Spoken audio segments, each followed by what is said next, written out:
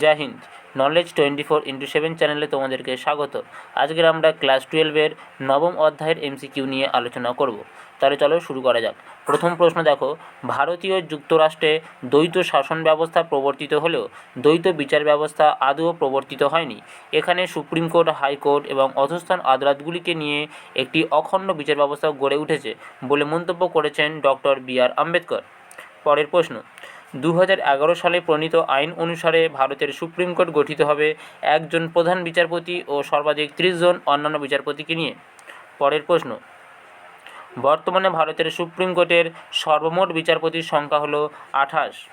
পরের প্রশ্ন, সুপ্রিম কোর্টের অস্থায়ী বিচারপতিদের নিয়োগ করেন রাষ্ট্রপতির পূর্ব সম্মতিক্রমে সুপ্রিম কোর্টের প্রধান বিচারপতি। পরের প্রশ্ন, সংবিধানের 124(2) নম্বর ধারা অনুসারে সুপ্রিম কোর্টের অন্যান্য বিচারপতি নিয়োগের পূর্বে রাষ্ট্রপতিকে অবশ্যই পরামর্শ করতে হয় সুপ্রিম কোর্টের প্রধান বিচারপতির সঙ্গে। পরের প্রশ্ন, ভারতের সুপ্রিম কোর্টের কার্যক্ষেত্রকে ভাগ করা যেতে পারে প্রধানত 4টি ভাগে। পরের প্রশ্ন, রাষ্ট্রপতি কিংবা উপরাষ্ট্রপতির নির্বাচন সংক্রান্ত যে কোনো প্রশ্ন বা বিরোধ নিষ্পত্তির ক্ষমতা সুপ্রিম কোর্টের মূল এলাকার অন্তর্ভুক্ত। পরের প্রশ্ন, ভারতের সুপ্রিম কোর্টের আপিল এলাকাকে ভাগ করা যায় প্রধানত 4 ভাগে। পরের প্রশ্ন, ফৌজদারি মামলার ব্যাপারে হাইকোর্টের রায়, ডিক্রি বা অন্তিম আদেশের বিরুদ্ধে সুপ্রিম কোর্টে আপিল করা যায় 3টি ক্ষেত্রে। পরের প্রশ্ন, দেশের জরুরি অবস্থা ঘোষিত হলে রাষ্ট্রপতি আদেশ জারি করে যে দুটি মৌলিক অধিকার ছাড়া অন্য সব মৌলিক অধিকার বলবৎ করার জন্য সুপ্রিম কোর্টের কাছে আবেদন করার অধিকার খর্ব করতে পারেন। সেই দুটি মৌলিক অধিকার হলো 20 ও 21 নম্বর ধারায় বর্ণিত মৌলিক অধিকার, অপশান সি। অর্থাৎ যখন জরুরি অবস্থা ঘোষিত হয় দেশে, তখন ব্যক্তির 20 ও 21 নম্বর ধারায় বর্ণিত মৌলিক অধিকার ছাড়া সবগুলি খর্ব বা নষ্ট হয়ে যায়।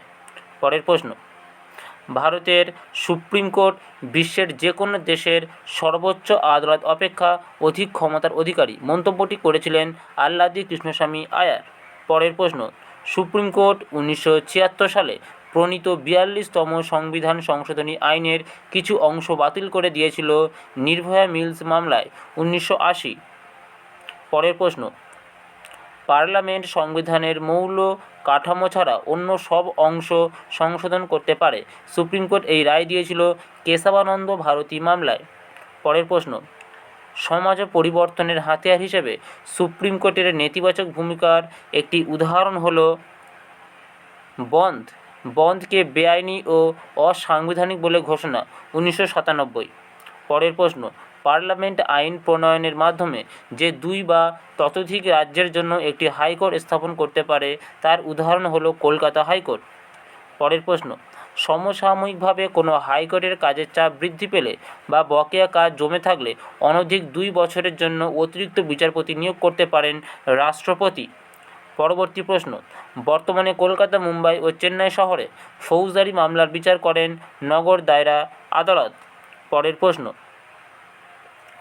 সুপ্রিম কোর্টের হাতে অর্পিত হয়নি অথচ হাইকোর্টের হাতে অর্পিত হয়েছে এরূপ ক্ষমতাটি হল মৌলিক অধিকারসমূহের সংরক্ষণ ছাড়াও অন্য যে কোনো উদ্দেশ্য, লেখ, নির্দেশ বা আদেশ জারির ক্ষমতা। পরবর্তী প্রশ্ন, হাইকোর্টের হাত থেকে কেন্দ্রীয় আইনের বৈধতা বিচারের ক্ষমতা যে সংবিধান সংশোধন আইনের মাধ্যমে কেড়ে নেওয়া হয়েছিল সেটি হলো 42তম সংবিধান সংশোধন আইন।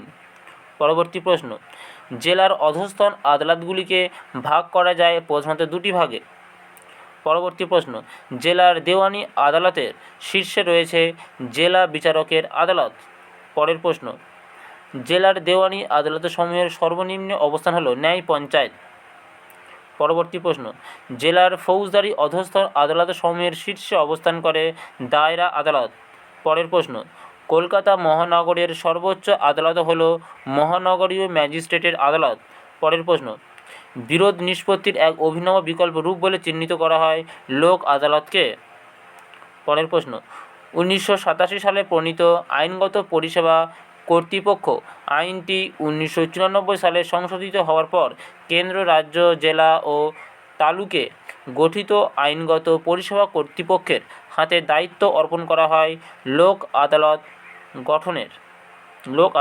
Option B. ভারতে ক্রেতা সুরক্ষা আইন প্রণীত হয়েছিল 1986 সালে, প্রত্যেকে জানে প্রায়।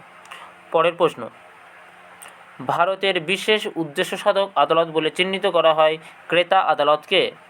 পরের প্রশ্ন, জেলা স্তরের ক্রেতা আদালতগুলির সদস্যরা নিযুক্ত হন নির্বাচন কমিটির সুপারিশের ভিত্তিতে রাজ্য সরকারের দ্বারা। পরবর্তী প্রশ্ন দেখো, জেলা আদালতে কোনো ক্রেতা অভিযোগ করলে ওই আদালত সর্বাধিক যে সময়সীমার মধ্যে বিরুদ্ধ পক্ষকে তার বক্তব্য পেশ করার নির্দেশ দেয় তা হলো 30 দিন। ত্রিস্তর বিশিষ্ট ক্রেতা আদালতের মধ্যবর্তী স্তরটি হলো রাজ্য কমিশন। রাজ্য কমিশনের সভাপতি হলেন হাইকোর্টের একজন কর্মরত অথবা অবসরপ্রাপ্ত বিচারপতি। জাতীয় কমিশনের সদস্যদের সাধারণ কার্যকালের মেয়াদ হলো 5 বছর। জাতীয় কমিশনের রায়ের বিরুদ্ধে আপিল করা যায় সুপ্রিম কোর্টের কাছে। পরবর্তী প্রশ্ন, জাতীয় কমিশনে ওয়াসার বা হয়রানিমূলক অভিযোগ জানানো হলে অভিযোগকারীকে যে পরিমাণ অর্থ জরিমানা হিসেবে দিতে হয় তা হলো অনধিক 10,000 টাকা। তো এই ছিল তোমাদের ক্লাস 12-এর নবম অধ্যায়ের টোটাল এমসিকিউ। আশা করি তোমাদের ভালো লেগেছে।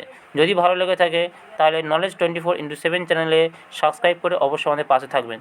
জয় হিন্দ, ধন্যবাদ।